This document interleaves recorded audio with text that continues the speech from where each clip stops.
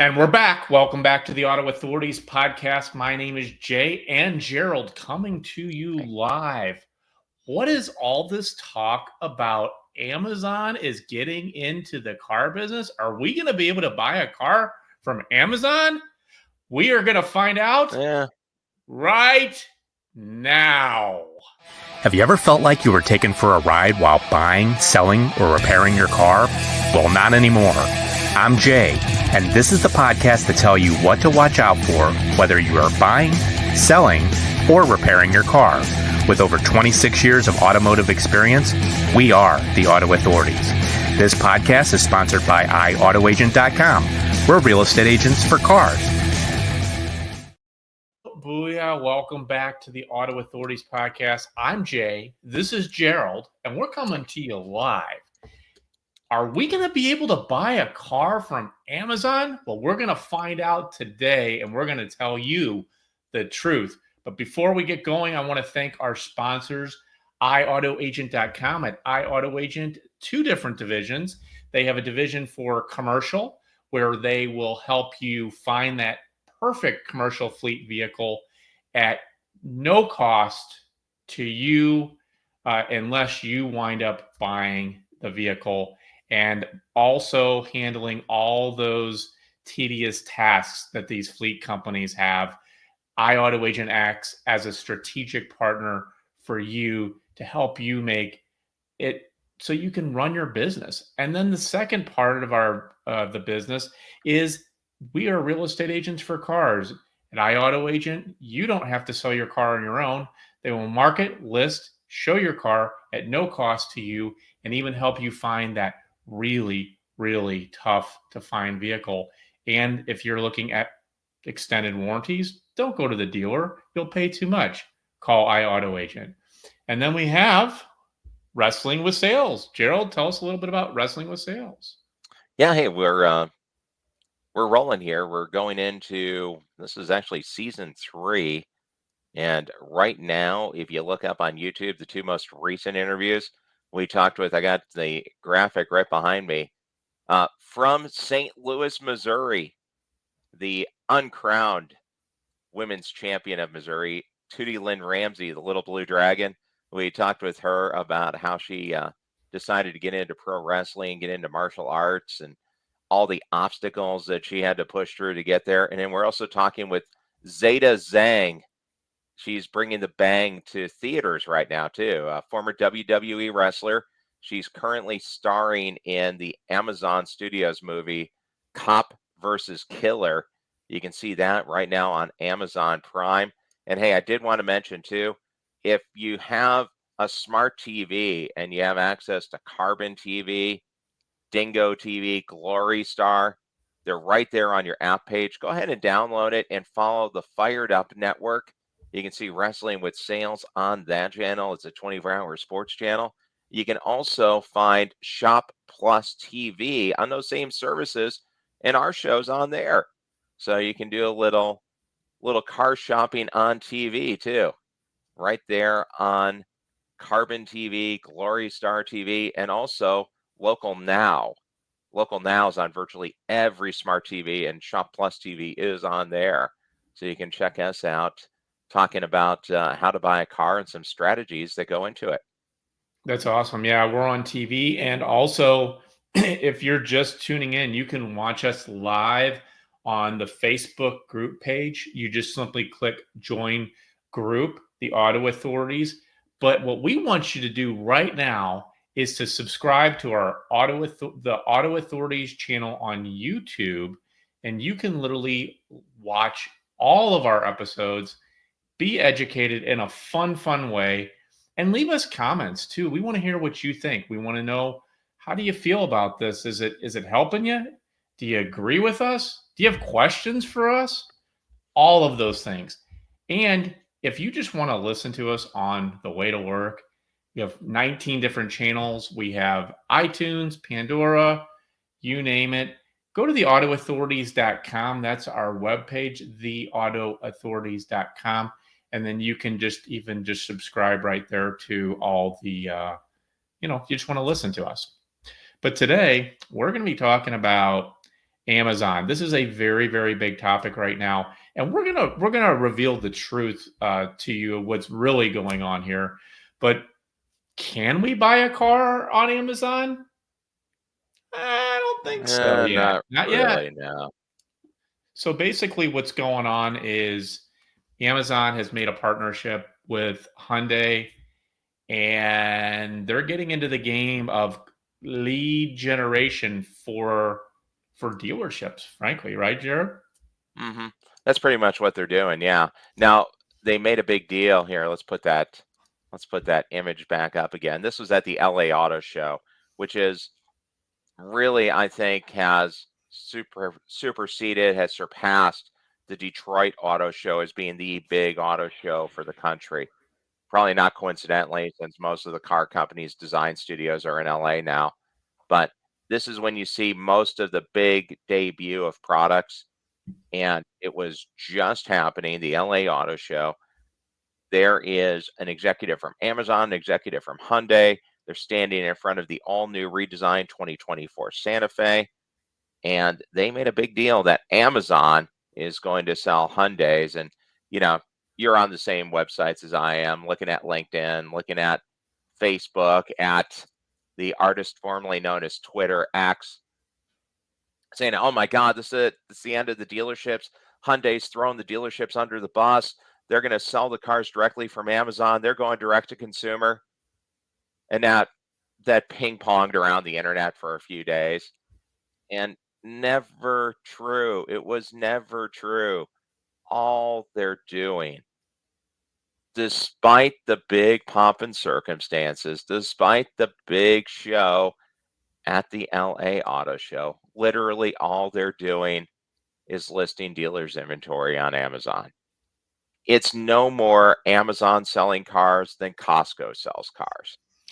What's great about this, though, is number one, it's going to it's going to help out some of the competition out there, like Auto Trader and Cars.com. They're all like lead generators for hmm dealerships as well, and even iAuto Agent puts their cars on those major websites.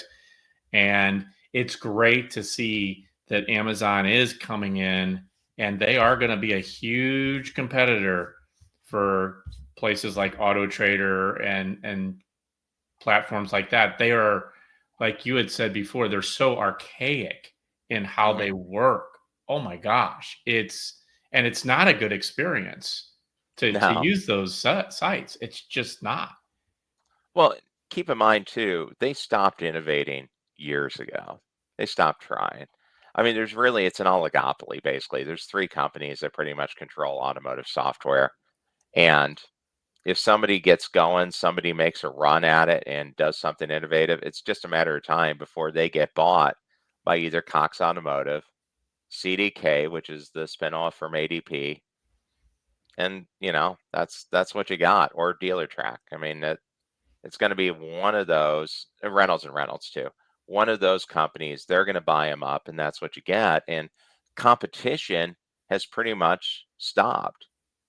The competition now, and this was a 180 that happened, I don't know, probably 10, 15 years ago, as opposed to competition between the companies, between like Cars.com, Auto Trader, Car Gurus, competing to get better placement, competing to get more customers' eyes on it. The competition became among dealerships and who wanted to pay the most money to elevate their inventory on those sites. So, I don't really want to break it to the consumers, but Auto Trader isn't legitimately ranking the cars based on the best deal. Neither is Cars.com. They're ranking them based on what dealership buys the most placement, pays for the premium spots, pays for zip codes, pays to take Yeah. over categories. It's all pay to play. There's no legitimacy to the rankings. There just isn't. And Mhm. that's been the case for over a decade now. And I think that's really feeding in this kind of just stagnation. There's been no growth in automotive internet sales for years. And if anything, it went backwards because of COVID, allowing dealerships to just put whatever on the website and say, yeah, hey, we got the cars. I mean, that's Yeah. kind of over now, but there literally has been virtually no innovation in anything relating to dealership websites in No. years. So I'm glad Amazon's getting in. Yeah, I am too. And I even when I go to like a dealer website and especially the OEM websites from the manufacturer, they are so bad. And it's the worst experience ever. And I wonder like how do they even like how do they even survive? Like if someone's gonna go like you're gonna buy the second biggest purchase of your life and then you go into this website that's archaic, it's hard to use, it's complicated, it's misleading. Where else do I want to go with this? I mean, it's bad. So I think now that Amazon is getting in there, it's going to ruffle some feathers because this is just the start of it. This is just the start of, hey, they're working with Hyundai, and Hyundai is a forward-thinking company. So is Kia, same company, Hmm. and that's what we need to get. And that's why that's why we started iAuto Agent in 2015 is because we are forward thinking. We didn't need a dealership, lot and big building and things like that. And Amazon has proven that they're going to help these dealerships get to more of a forward type of thinking mindset. Well, yeah, I think that's a huge key. And it's really been a back to the future in car sales. When you take a look and just go through some of the forums, watch Car Edge, see what some dealerships are doing, it has definitely gone back to the beginning of internet sales. You and I were there. What was the old line? What were you told as an internet sales manager when it started and yeah, really started picking up steam, say like 2002, 2003? You had one job, produce the body. Nothing you said mattered. Nothing that was on the website meant anything. Produce the body, get the person in. We'll start at sticker, plus our packages, plus our fees at whatever rate we want to start at 36, 42, 48 months. Here you go, take a swing. Hmm. And it went back to that. I think a lot of people thought the COVID inventory shortage, the shutdowns, the physical dealerships only having to go to appointments only would accelerate digital retailing for cars. It did the opposite. Mm-mm. It really did. Digital retailing didn't work. No, I it mean, went away really, Auto really, really. Trader, Auto Trader's been pushing that commercial with Keenan Thompson for years with the car coming to his house and he's talking to his refrigerator and his microwave and his ice maker and nobody does it. It didn't happen. It didn't work. And it was so clunky. And the end result was when the dealership sold the car through digital retailing, they made less money. So the dealerships didn't want to do it. Right. And the lack of inventory allowed dealerships to do what they do, right? In trouble. If you're panicked, you do what you do because it's what you do. So it Right. went back to produce the body and let's take a swing. And the results of it was virtually every dealership in the country made more profits over the last 3 years than the previous 5 years combined. So why are they going to change? They're not. No, they're not. And one of the things that Gerald brought up, and it's really a big point, is when COVID was happening, they're like, "Oh, well, we'll deliver the car for you, and we'll have appointments, and you could do all this stuff online." The bottom line is, they want you at the dealership. They want you there. When they have you there, they can sell you all the products because that is what dealerships do. That's how they make their profits. And when like with these online, like what they love about Amazon and what they're doing is Amazon is driving business into dealerships, and they will. And as soon as that customer's there, they can sell them the warranty, the whole thing.